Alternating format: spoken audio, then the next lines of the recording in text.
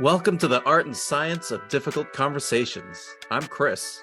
And I'm Lucie, and we love having difficult conversations. That's right. And each week we'll either share a tip, hear how others have gotten better at difficult conversations, or demonstrate common difficult conversations and what to do and what not to do. Let's get into it. Welcome to another episode of the Art and Science of Difficult Conversations. And today's episode, I have a special guest to share with all of you, my friend Tahi. And let me share just a little bit of a background. So Tahi, we met several years back during one of our coach trainings, and we became friends since then, even though we live on the other sides of the globe. During our connects, we usually laugh through our tears, reflecting on the craziness and funniness of life, as Tahi is sharing her journey through the cultural differences and through her own shifts in career, and currently being a relationship and performance coach. I thought of Tahi because you have such a beautiful experience, and also from your professional expertise, I thought that would be wonderful to bring you on and to share your take on difficult conversations, what makes them difficult from your experience, and also what could make them easier from your personal as well as professional experience. So thank you so much, Tahi, for joining me. And please take it from here, share a little bit about yourself. Sure. Thank you so much for having me, Lucie. And this is truly, truly special for me to be here because it's not every day that I get to share, these work-related experiences with a dear friend and colleague such as yourself. We've seen each other through the ups and downs of this journey and laughed a ton, like you said. So this is really special. Thanks for having me. About myself, like you were saying, Lucie, I'm a transformational coach in these two areas, in performance coaching and relationship coaching. So what that means is, in the performance area of my work, I partner with professionals, with entrepreneurs, when they're navigating challenges professionally or personally. They're trying to make decisions or feel like they've hit a plateau and can't move forward. So this is where, I come in and I help them get really, really clear about the patterns that are going on, and then work up the confidence to take empowered action and move past that obstacle. And in recent years, I've specialized a lot further into the relationship aspect of my business, which means that I work with people, with men and women, across all the stages of relationships. So this starts in the dating phase, when clients come to me and they want to, find a loving relationship. They want to have a partner, but somehow it hasn't worked out, or there's some past pain getting in the way of that. So then I help them really figure out what their needs are in relationship, who might be a compatible partner, and then how to position themselves in dating and getting to know someone, and how to vet someone. And then it continues on to individuals in partnership, to couples. If they want to repair their relationship, they want to have a deeper connection, deeper love and intimacy, or they have some struggles that they're trying to overcome. So that would also be a part of the relationship coaching. And then often forgotten is the, heartbreak recovery. Sometimes it is, a relationship doesn't last for a lifetime, and then you come out of it and you have all of this pain still lingering, and you don't want to take that into your next relationship or dating. So that would also be a part of my relationship coaching work. Wonderful. Thank you so much for sharing. So sounds like difficult conversations happen in both of the areas, both in the performance coaching, I can imagine, as well as during relationships and any stage actually of the relationship, just like when we are dating, what kind of conversation we have would be both kind of questions to ask. Yeah. It's not easy. It's not easy to know what conversations to have, how to have them. Definitely, yeah. So Tahi, before we go even into looking at relationship coaching and difficult conversations there, I'm curious because I know you have multicultural background. and you also lived in different countries. I'm curious, from your personal experience, how do difficult conversations, what makes them difficult from that multicultural lens? If you would be willing to share a little bit about that. Ooh, I love that question because it's a big one, and to share with your audience because they might not know. So my cultural background is Persian and Iranian. So I have an Iranian mom, a German dad, and growing up, yeah, in communication, what makes it difficult is, when for me, having grown up with both cultures, I never really had a reference point of like what is normal. Many people come from their own culture, they grow up, they think, oh, how things are done in my culture.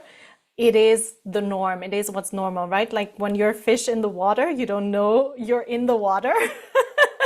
But if there's like two different colors or temperatures of water, you're gonna notice. So then I would have experience where, let's say what's considered polite in one culture or normal is completely the opposite in another, and that could get confusing at times, right? Like let's say for example in Iranian culture, it's very polite. It's a custom. It's called tarov. When you offer something to someone, you have to offer it like 3 times for them to understand you really mean it. And you should also say no once or twice at the receiving end to be polite and make sure you only accept when the person actually really means it, right? Now, this is Iranian culture. Go do the same thing in German culture. The first time you say no, they're going to take the thing away. Nobody's asking you again. Nobody's offering. So it could be, this is a like more fun example, but could be many situations like that, like where I'm trying to be polite in the context of this culture.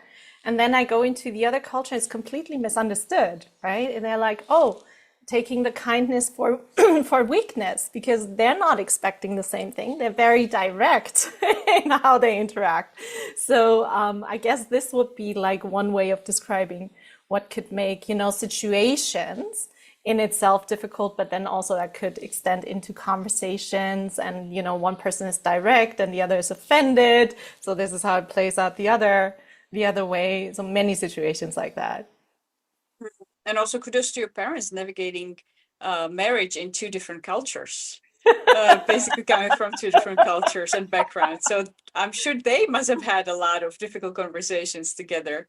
Yeah. And the interesting thing, Lucie, is I think sometimes because people are from 2 different cultures, they actually understand that they need to have more conversations than if you're from the same culture. But I think in fact, people within the same culture would also need them, but they don't try as much because they don't expect there to be so many differences. But I mean, any family you look at, any family system, they all are little, miniature cultures in themselves. But sometimes I've observed it not only with my parents, but other intercultural couples, like they understand they need to communicate more because of the differences. And sometimes that can even make the relationship more, can simplify it in many ways. Or you even sometimes, I catch my mom so many times, like sometimes she does something that is like such a mom move.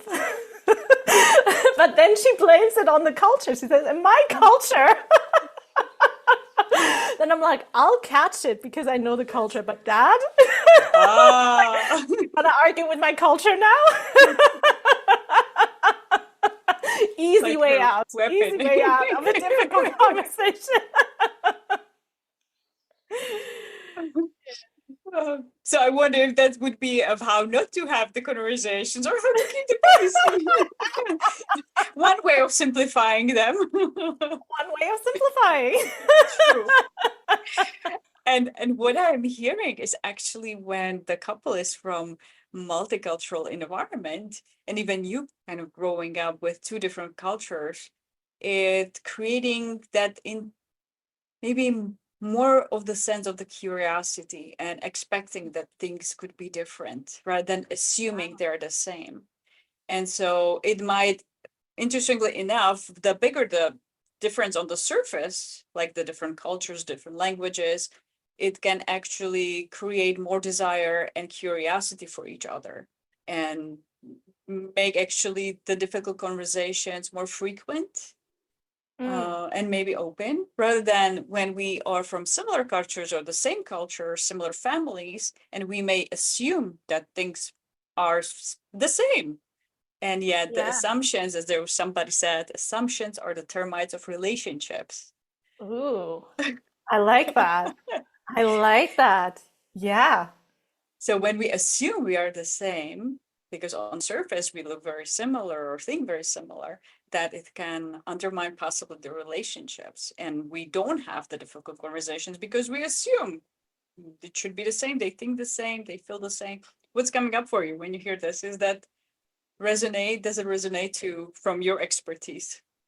for sure. I think this is so key what you're saying, because even if you take, excuse me, even if you take all the time in the beginning to like get to know your partner, in dating, you know them inside out, you ask all of the questions, like you can never assume your work is done there, because a relationship is a growing living thing, and through the relationship we change, within the relationship we change, outside of the relationship things happen, like we're constantly growing and evolving as people, and that enters into the dynamic, of course, of relationships. So you're never done getting to know your partner. You can never stop having date night, having taking the time to get curious about each other and ask the questions and adjust to what's new, and to work out new modes of being together, because it's a living, breathing thing. You're either growing together, or unfortunately it's dying. It's like a plant. You have to water the relationships, and one of the major ways you do that is by keeping the curiosity about the other person and also about yourself, right? Because how I was 10 years ago is not how I'm showing up today. That's such an important realization and awareness for all of us, that even us, we are changing. And the couple that, let's say, if somebody is in the 10-year-long relationship, when it started, they might have been both the different people 10 years ago. For And that all sure. of us grow and change, rather than assume that even people within the same couple, that actually still to keep the curiosity, because even we change through our experiences and evolve. Yeah. And I'm hearing really also being intentional about growing that relationship through attention, and also the curiosity and conversations. Yeah, yeah, and you need to have the difficult conversations. You need to have whatever is not comfortable, because growth of your relationship is on the other side of that, and it does take work. Like it always makes me a little bit like cringe up when I hear people say like, oh, relationships shouldn't take work, if you're right for each other, and I'm like, nothing could be further from the truth, right? Like if you want the reward, there's no other area of life where we have this way of thinking. Like you want a rewarding career, you go to, I don't know, you go to school, you do all the certifications, you do all the trainings, you go through the discomfort, you put in the extra hours, right? You want that beach body, summer body, whatever that means, right? You go to the gym, you work hard, you adjust your nutrition, and then we're like, oh, relationships, the one area where we're just influencing, the biggest influence on each other's lives, how we feel, how we think, how we go through life on a day-to-day basis. Like nothing else in life influences us in the same way, and no other person than our romantic partner, our husband, wife, spouse, whatever. And we're like, oh yeah, it should just fall into place. Like, why would this be the one exception? Like this is the one area where That's you really want to put attention, right? Where it's really wanting to put in the work, because how you're going to perform in your career, how you're going to perform in the other areas of life, how you're going to show up is influenced day by day, minute by minute. Your nervous system is being influenced by your partner, your feeling, your emotions, and emotions are the drivers of our lives, right? Drivers of human beings. So that's how important it is. so really realize this is actually a very important area of our life. And just like we need to take care of our physical health, our mental health, we need to take care of our relationship health in a way, and nourish it and support it and give it that attention. And I believe I even read a study that there is even impact on immunity. When we are in a beneficial, in a supportive, kind, loving relationships, and we have that connection, that our immunity actually becomes stronger. Yeah, isn't that beautiful? Mm-hmm. I think just like a hug, like everyone I think Yes. knows by now, like the oxytocin that gets released by just a couple of minutes of a hug, not minutes, sorry, seconds of a hug, and all of these things. Yeah, so literally, like our physical health, like you're saying, our mental well-being, our emotional health, our performance in other areas of life, it's all tied together. Relationship has such a big influence, and this is, Lucie, why I originally, when I started out as a generalist coach, this is why I eventually niched down more and specialized more in the relationship area, because so many times clients will come to me and say, I'm really struggling with this part of my business. I'm really hitting a plateau. I'm procrastinating a lot. I'm not doing what I'm supposed to be doing. And the more we, go into it, the more it turns out, oh, there's a relational issue here. Oh, there's some heartbreak here. Repetitive on a daily basis with a partner. Of course, you're not going to perform well. Like, you're a human being. It's going to affect you, right? So sounds like that relationships and their well-being actually impact also the well-being of a business or performance at work. For sure, for Mm. sure. And so many business owners, like sometimes when I work with high-powered women in business, entrepreneurial types, they're doing so great, beautiful, kind, they have everything going for them. And then we look at like, why is this part of your life not going, the dating? Why is it not going the way you want it to go? And turns out, like, they're terrified not only of the heartbreak itself, like that could, occur when something doesn't go right in dating, they get their heart broken, they get hurt, of course, but that's not the major thing they're afraid. They're afraid because they've had past experiences where that level of heartbreak knocked them out of being able to perform in their business. So it hurt them financially, it hurt them, in their business growth, it hurt them like in so many more areas of life, and it does have that ripple effect, right? And we're speaking of the negative, you were speaking of the positive. So imagine like when we're getting this part right, and when we manage to have the difficult conversations, and we manage to have the curiosity and grow closer together, how that can become a trampoline for, your individual growth, for your professional growth, and then a sanctuary, a safe space where you both come home to, every night, and you go out in the world and be your best self. Like, that's the other side of it, right? The bliss and the joy and everything is on the other side of I love the getting this image. part. I was imagining the trampoline. Wonderful relationships can trampoline you to the highest levels of your success. For sure. For sure. I love that. Yeah. The relationship trampoline. I love it. Now, I'm curious, because you've mentioned difficult conversations are important in the health of the relationship in a way. Mm-hmm. Now, two aspects there. I don't know which one we want to focus on. There is one, what makes difficult conversations in a relationship process, whichever that is, difficult, and how to make it easier for people, how to have more effective, difficult conversations in the context of relationships. Which one would you want to pick or start with? Both. Up to I you. take both. Okay, perfect. I want it all. Let's do it. So yeah, I love these questions, and I love the making it easier. Being the great coach that you are, Lucie, I know you're always breaking everything down in these small steps, and I love it. So let's start maybe with the latter part, how to make it easier before we get to the big thing, the number one thing I think that really makes conversations difficult. But as I was thinking about this question, preparing for your podcast and how to give most value to your audience, I was thinking of two mindset shifts that would really, really make conversations easier and relationships happier and healthier. Yay. And I would say, yay, the number one, like, losing mindset that we need to shift would be the mindset where we think that we are right and we can win an argument. We can win over our partner. We can show them and fight for our point and show them how they are wrong and we're right.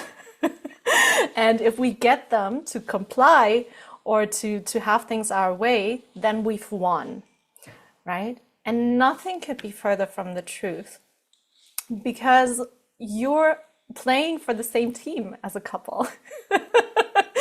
And you cannot win. You're not supposed to win over your teammate. It's supposed to be you and me, us against the world, not you and me and us against each other.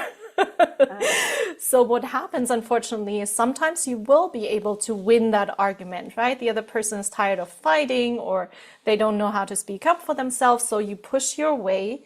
They may give you what you wanted for a minute or two, but then what happens is people get resentful, right? And that resentment bottles up, bottles up, bottles up. And at one point there's no other way than for it to explode. It has to go somewhere. And this is where you have the big fights and everything. So I'd say the number one losing mindset that we need to change is you cannot win over your partner. There's only winning together. So even if you win, you're hurting the relationship. It loses. So unless it's a win-win, it's a lose situation, basically, for the relationship. Yeah. Yeah. Then number 2 point, I would say, and this is huge. This is huge. And I think bring it on. I think we all do this at one point or another, is when we go into relationships, we become essentialists. Oh. And what does that mean? That means that I'm going in with a mindset, whatever mistake I'm making is circumstantial, right? I showed up late because there was so much traffic.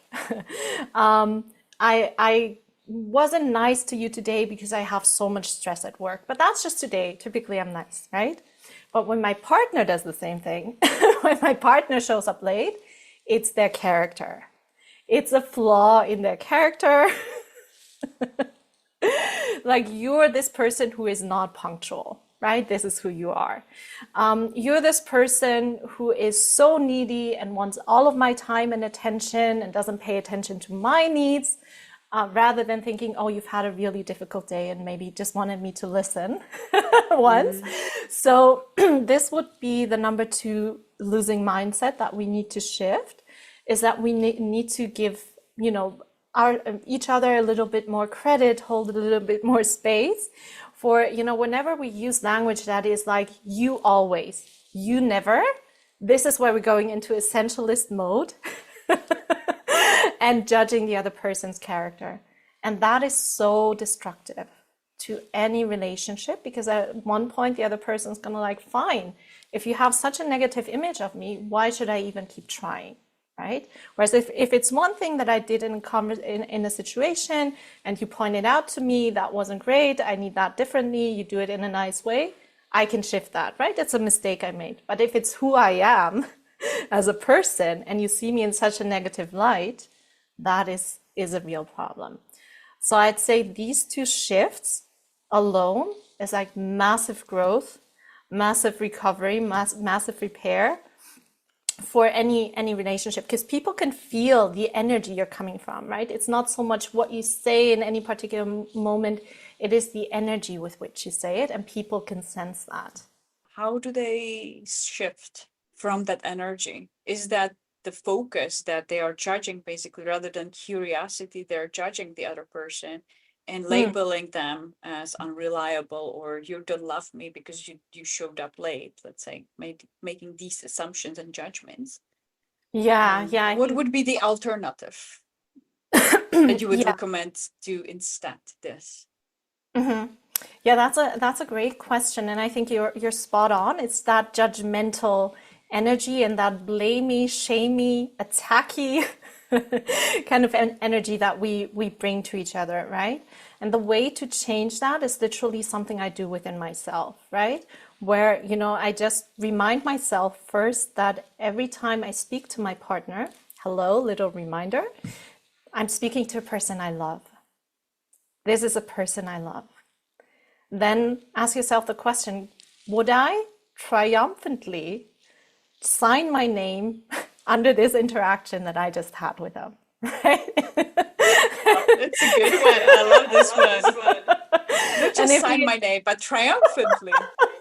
Well, maybe if we are in that rage mode, we could say, yeah, for sure, that person deserves it. But then we are forgetting we love them at that moment. yeah, so maybe specification, let's say if an hour later, a day later, Ah, yes. Once triumphantly we are calm, would we do still that. like what we said? Right. And if you can't, then maybe that's some food for thought.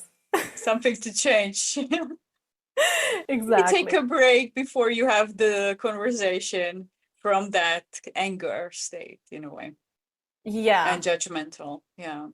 And really have that self-reflection, right? And if I Yes. consider things being circumstantial, sorry, for myself, then I might as well give them the benefit of the doubt, right? And not jump to that place. So it sounds like really coming from a space of that curiosity and an openness Yeah. rather That, than the judgment and assumption. Bringing yeah. the termites of into the relationship through assumptions.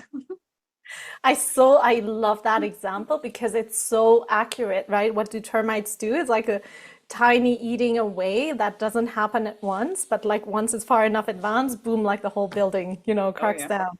Yeah, I love it. That's exactly exactly what happens, unfortunately. Yeah. So anybody who's listening, imagine anytime you blame somebody, you always imagine the termite eating your relationship.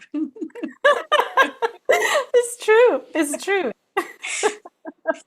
Fantastic. Now you also mentioned there's also another big thing Yeah. about, Then, I'm curious, then what is the other big thing? yeah, the suspense, right? Yes. So I'd say the number one thing really that makes conversations difficult and entire relationships, sabotages entire relationships, is every time we get hijacked by a younger version of ourselves and react from that place towards our partner. So anytime we're triggered, anytime, we're in conversation, we're in conflict, something happens, and before we know it, we're like in high nervous system activation. Our nervous system reacts to the situation as if, in the same way we would if we're being chased by a lion and it's a life and death situation, it's a mere survival situation. So our nervous system goes into that mode before our rational mind even catches up. And when we react to our partner from that place, we've checked out of the relationship. So I may look like my 30, 40, whatever old adult self, but I'm showing up as the 5-year-old that didn't get my needs met by mom and dad. I act like the teenager, that was offended, that didn't get their way. And I am reacting that way to my partner. And that my trigger often then triggers their pain. And then they go into that space. So then you have like two grown adults in conversation and conflict, but essentially you have a 3-year-old and a 5-year-old throwing temper tantrums at each other. Yeah, and that does not go down very well. When two children are fighting Yeah. Yeah. in adult bodies. In adult bodies. So how do we change that? If you would share at least one tip, how do we get from our hurt child? Because you mentioned there's the hurt. So it's not the happy child, the loving, kind version of ourselves when we're children, but Yeah. sounds like that's the time where we were dealing with some hurt, and sounds like that hasn't been resolved. And so whenever kind of in that conversation something gets triggered, that pain gets triggered, and we respond from that state when that happened in the past. Right. And I think that's perfectly accurate how you're saying it, like that part of ourselves that is frozen in time, right? So it's like the 3-year-old in me, the 5-year-old in me doesn't have access to all the adult files, the adult tools that I have, right? Like literally my brain goes into that mode. And where the areas where this happens is typically because you had a void there growing up. So let's say our parents, our caregivers did the best they could do to love us, to be there for us, to meet our needs. But then again, for them, life happened. They had some conditioning from their parents. They had, work situations, life situations that made it difficult for them to always show up perfectly, right? Who had the perfect parents? Like, I don't know anyone. I yet have to meet the person, right? And what tends to happen is in the areas where we had the most void, where we didn't get our needs met by our parents, is where we go into relationships and we make our partners subconsciously, nobody's conscious of this, but they become our new attachment figure in a way. So the space that mom and dad occupied in our brain, in our nervous system, whatever, gets transferred unknowingly to my partner, right? And now I'm looking to you to give me that thing that would soothe me when I'm upset that I didn't get from mom and dad. In the same way, that need that they never met, I expect you, and I feel entitled, because that's a childlike state, I feel entitled to you giving that to me now, right? I've never really communicated that. I've never asked for it. Maybe I'm not even aware of it myself, but I want you to do this perfectly for me because you're my partner now and this is your job, right? And then the other person does it back to you and they're like, well, you were supposed to give this to me. Why am I supposed to give? And this is how the dynamic goes, right? So what also tends to happen is that typically our pain only plays out in two directions. Like some people had more of like neglect growing up. So maybe mom and dad loved me, but they were not able to show up for me because they were at work all day long, right? So anytime my biggest fear is, oh, my partner is going to go away, is going to leave me, is going to abandon me, right? In an argument. The other person, and these two people always have a way of finding each other, is very interesting. Part of our growth as human beings. The other person typically has the opposite pain, right? Like they grew up in a home where it was enmeshed a lot. So they never had personal space. They were maybe micromanaged by the parents, very authoritarian parenting. So they never got their autonomy, they never got their space, they were intruded upon, maybe there were poor boundaries with the parents. So for them, this person goes like, if you love me, you're going to give me my space, you're going to leave me alone, you're going to give me my me time, right? And the other person goes like, hey, you're abandoning me, where are you going, why are you going, you're breaking up with me, why don't you want this togetherness, right? And these are the two areas typically where it plays out. And both of them need to integrate more of the other's stance. So these would be the two sacred polarities in a relationship, right? The individuation, self-actualization, autonomy, and the other sacred polarity being the togetherness, the person that's more holding the us of the relationship, the communion, connection. And these are equally important in relationship, but typically our pain plays out in one way or another, where we had too much or too little of either of these, and this is where we enter into this dance. And that was a long-winded way of answering your question. What can we do about it? Yeah, which is, I would say, the first thing you can do is in that moment, as I was saying, these are things that happen kind of like pre-consciously. So before my brain catches up to the situation, my nervous system is highly activated. How do I recognize that? My heart is beating super fast. My palms get sweaty. I'm feeling intense emotions, sensations in my body. That's the first cue to maybe take a pause and say, wait a second. This survival mode, is this proportionate to the toilet seat not being down? Is this proportionate to the laundry not being done? Is this proportionate to the socks on the floor? Is this proportionate to someone who came 10 minutes late to, a meeting, a date, whatever, right? Like, is this an appropriate response? So the body doesn't lie, first indicator. Second indicator, check in with myself. How old is this part of me? That's the one question to ask. How old is this part of me? And when do I remember, feeling like this for the first time? And pretty much every single time you'll find that this, feeling, the sensation is nothing new. It's been there for ages, decades, many years at least.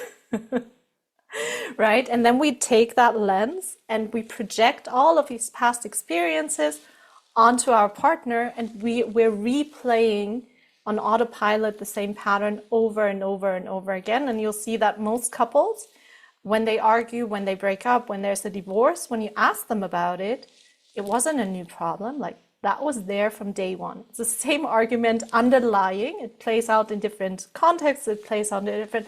The underlying thing is always the same pain, and some variation of you're not hearing me, you're not seeing me, you don't love me.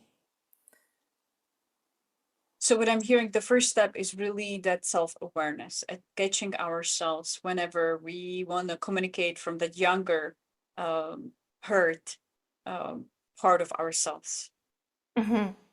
Yeah. And this needs to happen before any communication, any conversation, anything, right? Because so many people have this impression or have this understanding that, oh, communication is the number one thing that's important to a relationship, right? As a relationship coach, I kind of agree, but I would, the way I would, change or switch this to become true is to say, well, communication is key, but it's like step 2 or 3 in a sequence of steps that need to come first. Because you can have a communication coach on speed dial. You can be an expert in iMessages. You can have all of this. But it comes back to the energy. If my energy is, I think, as an iMessage, I think that you're an asshole and I think you are wrong and I am right. And I think I'm entitled to you giving me this right now and not the other way around. I can have all the iMessages in the world and all the sandwiching of that communication, of that message. If I don't pay attention to which part of myself I'm communicating from, none of that is going to help me. None of that, these are amazing tools, but they're not going to work until we get the inner game right. Makes sense. And also it sounds like if somebody is not even aware, let's say that they are being triggered and they are responding from their younger version of self that's been hurt. And so it's really difficult to have those difficult conversations that actually lead to a productive outcome where it could bring the relationship closer rather than moving it even further apart. Yeah, for sure. For sure. So this is really this internal process that needs to happen before anything else. And no one else can do it for us. Our partner cannot, no matter how much love they show us, no matter how kind they are. Like if I have this leak in my bucket, right? Like whatever you're giving me, I feel this hurt, this unresolved pain. It's going to go right through that, right? I'm not even, sometimes you see that our partner is actually trying to give us that thing, but we're so on autopilot, so in the story of like, you never, and nobody loves me. And there's like all of the subconscious, which is running like 95 to 97% of our, our daily actions, decisions, thoughts. If I don't get conscious of it and work on that, it's not going to land even if I'm getting the thing. What came up for me in a way before working on the relationship, it sounds we really need to work on ourselves. And the work is really pausing and reflecting. What age are we acting or communicating from? Are we 5? Are we behaving like a 3-year-old? Or are we behaving as a mature, emotionally mature adult that can be calm in those conversations and healthy adult that can be respectful and kind? Are we connected to our values, or are we reacting from the trigger basically and the hurt and pain? And the more we can self-regulate, sounds like then we can have actually better conversations, even when they're difficult. Sounds like as they're coming from that curiosity state rather than the judgment and pain. Right. It might have a different outcome. Yeah, beautifully said. And like that curiosity also, again, going both ways, right? Like curiosity about my partner, like where they're coming from, what is happening for them, but also curiosity towards myself, like with compassion rather than judging myself. Oh, I'm, not grown up, I'm acting like a child. Like none of that is helpful, right? Rather see like what is the need that is not getting met in this moment. And once we understand that and where it came from, then I can kind of like learn how to give that to myself, which a lot of times we don't even know that we can, right? Because as a child, I was dependent on my caregivers. I was dependent on my attachment figure to do that for me, right? Little children cannot manage their big emotions. They need the nervous system of an adult to help them work through things and cope with things, right? So sometimes when we're stuck in that, in that frame, or part of us, it's not all of us, right? We have many rational adult parts, of course, but that part that is stuck doesn't actually know that it can advocate for its own needs, right? Doesn't know that now as an adult, I can give things to myself. Now I can go to my partner and say, hey, I would love it if you could give me this thing, and here's why it's important for me, right? Rather than going into this blamey, shamey, criticizing space because you didn't give me that thing that I never asked for. Or I asked you in a way that shamed you and made you wrong. So now, because of the way I asked, you don't want to give that to me, right? Who wants to give to someone who's like shaming us and making us feel like we're the worst person in the world and the villain for not having gotten it right the first time, not being a mind reader, right? Like, who would want to do that? Makes sense. What's coming up for me is hearing some women say, well, I'm afraid to ask for it, so I'm not seen as needy. Yeah. That's a big one. Yeah.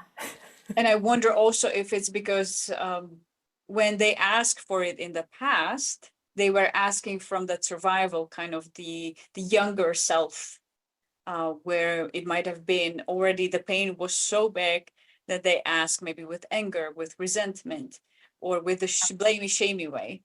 Yeah. And so the other person responded in not a very nice way either, because they might have been triggered. And so for them, they connected maybe the act of asking with, this is not going to go well. Yeah. And especially if you grew up in a family where, you were treated that way, that's very likely, where you already felt your needs are too much, right? Like maybe it's not even that your parents were mean, like, or aggressive. That might be the case, unfortunately. But a lot of times it's more like you grow up in an environment where you see like, oh, maybe one person is sick and they need all the attention. So I'm not going to come forward with my own needs, right? And I just learn to manage things on my own. Or maybe like expressing emotion, asking of others is not considered very well, because you should be able to do that for yourself, right? Where in families where this independence and hyper independence is like the norm, right? So people sometimes don't even know they have the need, or then it's considered needy to ask for it, right? And then that is the way we need to upgrade, is like, first of all, for myself, understanding that, hey, I'm a human being, and having needs is part of being a human being, doesn't make me needy, right? So even that internal shift before I go and ask anything of my partner is so key, because if I'm healing that wound for myself in a way, then if the cut that I have here on my hand, if it's already healing and someone touches on it, it's not going to hurt the same way, right? As if I have an open wound. So that is one thing that I can do for myself first. And then what you mentioned, Lucie, getting out of these dynamics that are kind of like escalated. And the more one person does this, the more one person reacts this way, and so forth, becomes a vicious cycle. So it does take work to come out of that, of course. But it's like relationships are like a dance, right? And the dynamic is like a dance. So if one partner starts shifting the moves, the other has no chance or no other way then also adjust, after some time, because you can't keep moving the same way if your partner is over here now and you want to dance with them. So that is why, it makes so much sense that sometimes I even work only with partnered individuals and not with a whole couple. Because just one person shifting the moves can make such a big difference. And it takes patience, it takes time. But the next time, when you understand this about yourself, this is how I've been showing up in the past, wasn't great, I didn't know any better. So now that I do know better, I can come to my partner and I can open the conversation differently. I can say, hey, Here's all the things I love and appreciate about you and our relationship, right? When this thing happened, however, when you didn't do the laundry as you said or promised that you would, when you didn't do the dishes, whatever it might be, as you promised you would, I made it mean that you didn't care about me enough. And that made me feel not loved. And that really hurt, right? So if I'm able to express it in this way, I'm not saying this was your intention. I'm not saying you're to blame, you're a bad person, whatever. I'm just sharing, hey, here's what objectively happened, and this is the impact it had on me, right? Kind of like when someone's on a bus and they're stepping on your foot, you say ouch, right? You don't say you moron, how dare you, that, you just say ouch, so they would know that they're actually standing on your foot so they can remove their foot from yours and it stops hurting, right?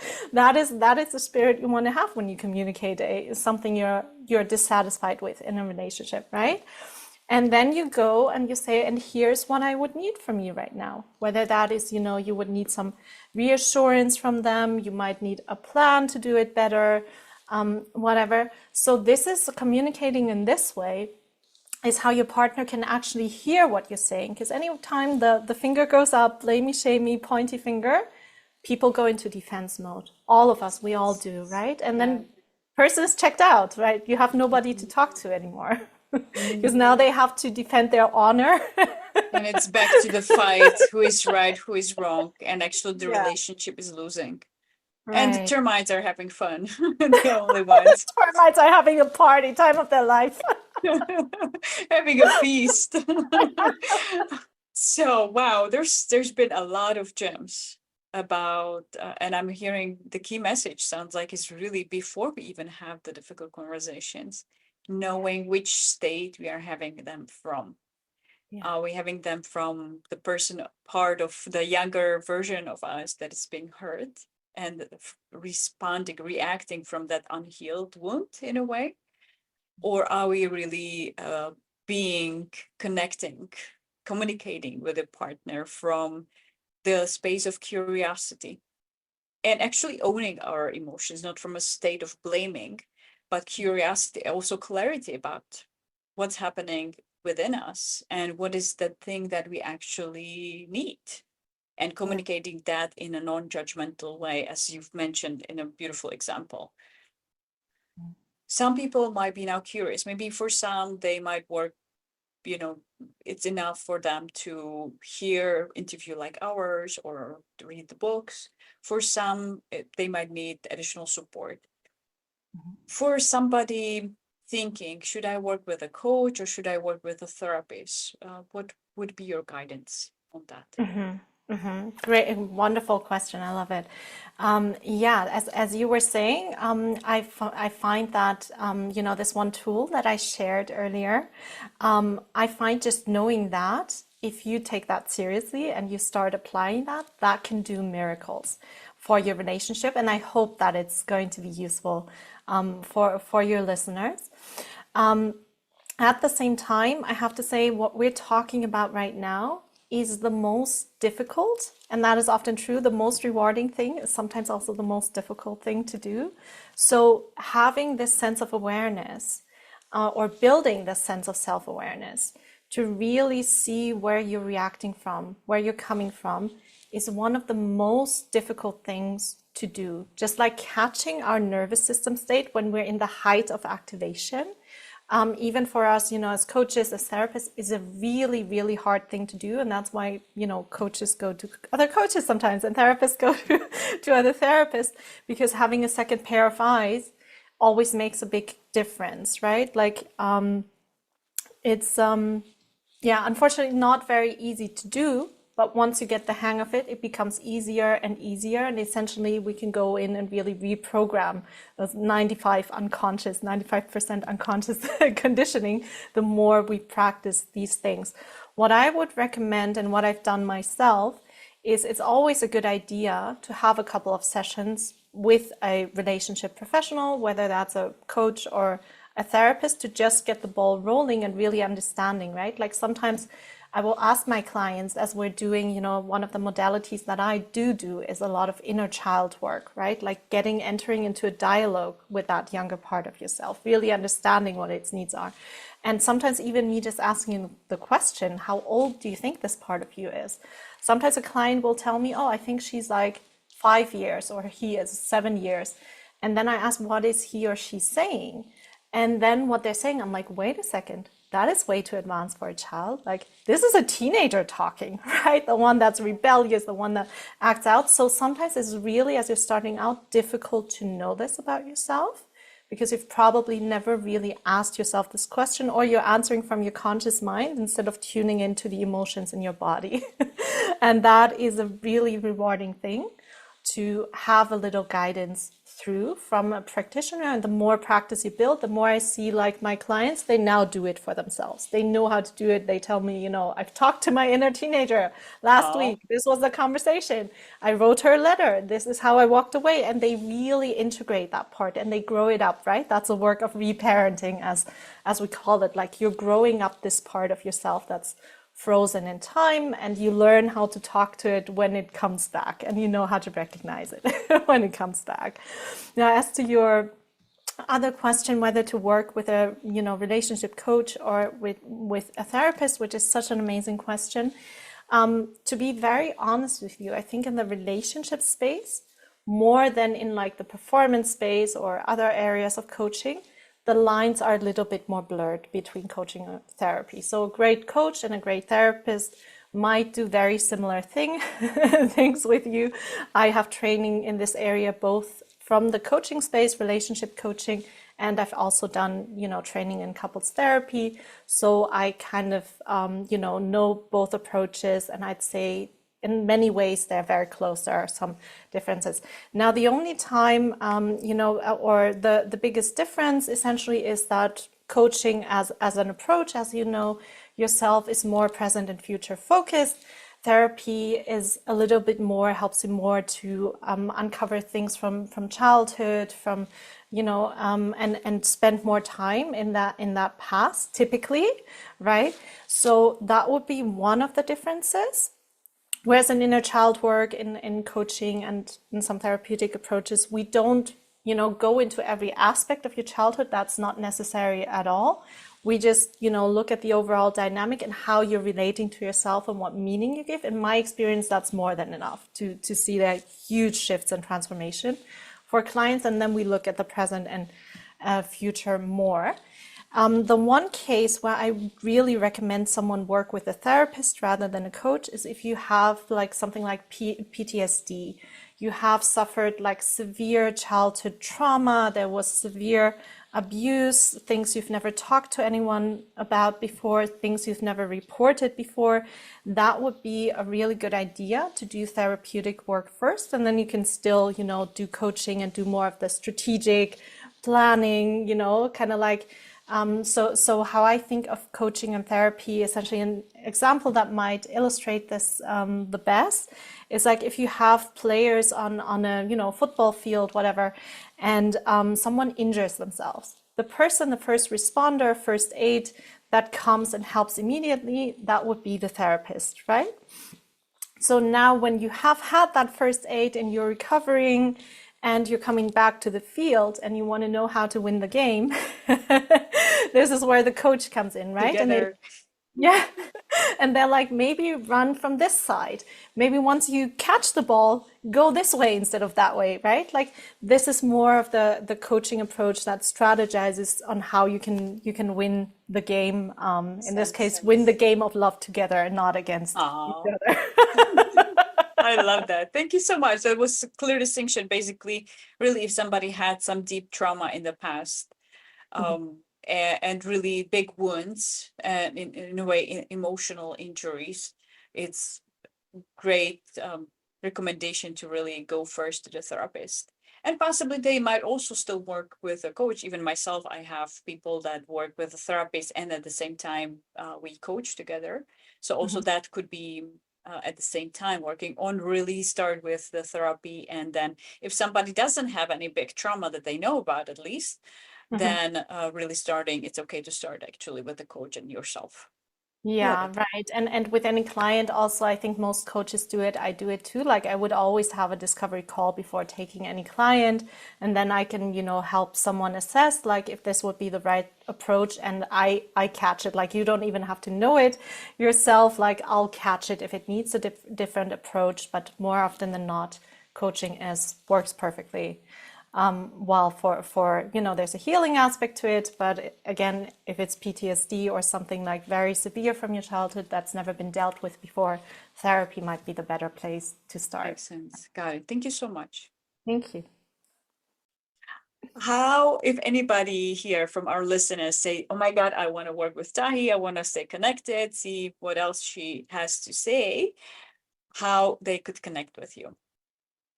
Sure. Yeah, they could find me at coachmetahi.com. So that is one the name. word. Yeah, Coach Me, and then Tahi is spelled Tahi. So that will be the website. You'll also find me at Coach Me Tahi on Instagram, on Facebook. And I also brought a little giveaway for your listeners. Oh, thank you. Yeah. In the form of a free relationship training. So this is an hour-long video training masterclass. It's called 5-Step Roadmap to a Loved Up Relationship. So you can find that on my website. You can sign up there for free. And this is essentially where I took like the experience of all these years of doing this work and like thought about how to condense down really the biggest, principles and most important principles that almost apply to every situation, whether in dating or relationship for men and women, and condense it down into five mindset shifts. And we covered a little bit of that in our conversation also today. Fantastic. Thank you so much, Tahi. coachmetahi.com. Very easy to remember. I love that. Thank you so much for joining us and sharing your experience, your take on things, and how to have the difficult conversations. Actually, what needs to happen even before having those difficult conversations, and giving us some specific tools in a way and pieces of wisdom. Thank you so much. Really appreciate you. It was a joy to have you here. Thank you so much. Such a pleasure. Thank you for the great questions. Such a joy as always to talk about these things with you, and thank you for all your curiosity, beautiful curiosity.